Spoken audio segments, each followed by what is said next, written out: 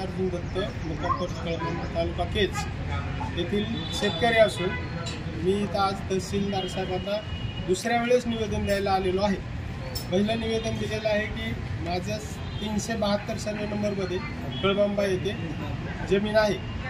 तिथं 6 महिन्यापासून एक खडी प्रेशर चालू झालेलं आहे. त्यामुळे त्याच्या भोवताली 1 किलोमीटरपर्यंत पूर्ण धुळा उडत आहे. त्याच्यामुळे आमचे सगळी पिकाची नासधूस होत आहे. तर माझे मेन पीक बागायती तुती, आंबा आणि सीताफळे आहे. तर तुती पाल्यावर पूर्ण त्याचा धुळा बसत असल्यामुळे आळ्यांना तो पाला खायला दिला की आळ्या पूर्ण मरतात. त्याच्यापासून मला काही उत्पन्न होत नाही.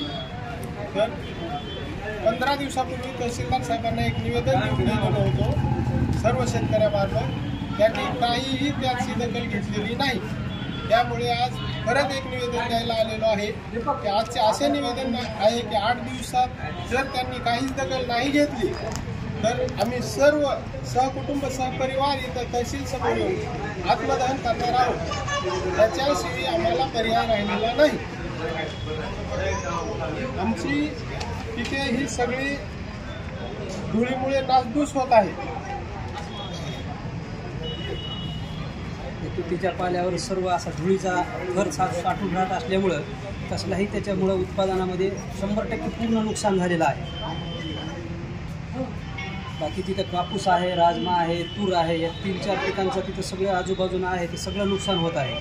तर त्याच्याबद्दल तहसीलदार साहेबांनी काहीतरी कार्यवाही करावी. नाहीतर आम्ही आत्मदहनाचा इशारा लेखी स्वरूपात दिलेला आहे. 8 दिवस आम्ही वाट पाहू, त्यानंतर त्याची कारवाई करू. आमच्या जनावरांचा चारा, गहू, ज्वारीच्या पाल्यावर पूर्ण धूळ बसत आहे. त्यामुळे जनावरांना पण चारा भेटत नाही. तहसीलदार साहेबांनी याकडे लक्ष द्यावे. तेच तालुक्यातल्या कळमंबा शिवारामध्ये आपली जमीन आहे आणि त्या शिवारामध्ये कुठल्या एरियामध्ये हा प्रकार झालेला आहे? आडस ते कळमंबा रोड. कधीपासून चालू आहे हा प्रकार? 6 महिन्यापासून सुरू झालेला आहे. खडी 6 महिन्यापासून आता तुमच्या पिकाचं उत्पादन मग घटलं आहे का? हो, 100% घटलेलं आहे. तहसीलदारांना अगोदरच्या लिखित स्वरूपात आणि फोटोमार्फत दाखवलेलं आहे. नुकसान झालेलं आहे. तहसीलदार साहेबांकडून तुम्हाला काय आता मागच्या आठवड्यात तुम्ही निवेदन दिलं म्हणतो? हो, 15 दिवस. त्यावर काय बोलले सर? काहीच प्रतिक्रिया 8 दिवसामध्ये काहीतरी त्याची पाहणी करून तुम्हाला हे करू म्हणले होते किंवा काही त्याचं काय करता येतं आहे का त्याच्याबद्दल करू. काहीच झालेलं नाही आहे. कोण प्रतिनिधी आला नाही किंवा प्रशासनाचा आणि काहीच कारवाई झालेली नाही. काय होतं तिथे नेमकं? झोराळा जास्त धूळ आहे आणि त्याच्यावर ते तुतीचं आहे, कापूस त्याच्यावर धूळ येते, विजिनीसारखा राहत नाही. त्याच्यावर झाडांना तर तिथं देवीचं मंदिर आहे, एक रेणुका माता देवी मंदिर आहे. तिथं पर्यटन येत होते. तिथं सुद्धा कोणी बसायला सुद्धा तयार नाही.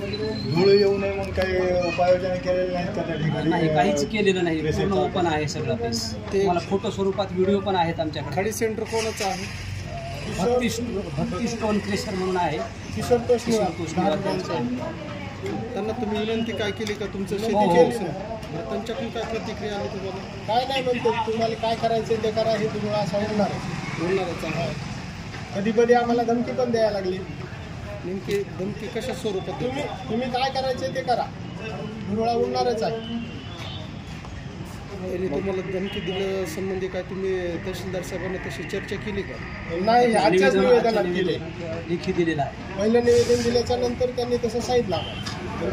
पहिल्या निवेदनामध्ये तहसीलदार साहेबांनी काय म्हणले होते तुम्हाला? म्हणजे काय 4 दिवसात लोक पाठवून पाणी करून देतो म्हणले होते. काय होते? पण आले का? नाही, कोणच काय आलेलं आहे, काहीच प्रतिक्रिया नाही. एकंदरीत किती क्षेत्र त्या धुळीखाली नुकसान आहे? 35 ते 40 हेक्टर क्षेत्र त्या धुळीखाली येते पूर्ण आजूबाजूचं. आता साधारण तुम्ही आत्मदहनाचा इशारा प्रशासनाला दिलेला आहे. तर किती शेतकरी इथं आत्मदहन करण्यासाठी येणार आहात तुम्ही? 2 कुटुंब आज ज्याचे आता काही शेतकऱ्यांचं पिकं निघून गेलेले आहेत. माझी आंबा बाग आणि तुती बाग आहे, ती माझी 12 महिने चालू असते. तर मी माझे स्वतः कुटुंब येऊन इथं आत्मदहन करणार आहोत. 8 दिवसात जर तहसीलदार साहेबांनी काही निवेदन बघून जर काही प्रतिक्रिया नाही केली तर त्याचा बंदोबस्त करावा लागेल. उपोषणाच्या वगैरे मार्गाने तुम्हाला हा प्रश्न सुटला नसता का? म्हणजे डायरेक्ट आत्मदहन करण्याचा का बरं निर्णय? पर्यायच राहिलेला नाही. नुकसान एवढं होत आहे की आमचा उदरनिर्वाहच त्याच्यावर आहे. उपोषण करून आधीच उपोषण तिथंच उपोषण चालू आहे आमचं. आम्हाला तिथून काहीच उत्पन्न निघत नाही, तेच आमचं उपोषण झालेलं आहे. त्याच्यामुळे डायरेक्ट आत्मदानाशिवाय पर्याय राहिलेला नाही. वैयक्तिक साधारण तुमचं या वर्षाचं किती नुकसान झालं? वैयक्तिक 3.5 ते 4 लाख रुपयाचं नुकसान झालेलं आहे 6 महिन्यात. माझी प्रत्येक 1.5 महिन्याला एक बॅच निघते तुतीची. एका बॅच मधून सरासरी 1 ते 1.25 लाख रुपये भेटतात मला तुतीच्या. म्हणजे शेतात घातलेला जो खर्च आहे पिकाच्या माध्यमातून तो तुमचा परत येत नाही, परत येत नाही. नफासमार होत आहे तुमची. त्यामुळे तुम्ही म्हणताय की आताच उपोषण चालू आहे. मग उपोषण करण्याचा अर्थ काय? अर्थ काय? नावीलाज असतो तुम्ही आत्मदान करण्याचा निर्णय घेतलेला आहे. आणि किती दिवसाची मुदत दिली आता साहेबांना तुम्ही अर्ज दिला? 8 दिवसाची. 8 दिवसाची. जर 8 दिवसामध्ये जर तुमच्या मनासारखी कारवाई नाही झाली, दिवळीला काही पर्यावरण नाही केला, तर तुम्ही आत्मदान करत नाही? आत्मदान करणार 100%. सहकुटुंब सहपरिवार येऊन करणार. तर मागचे राहून तरी काय करणार?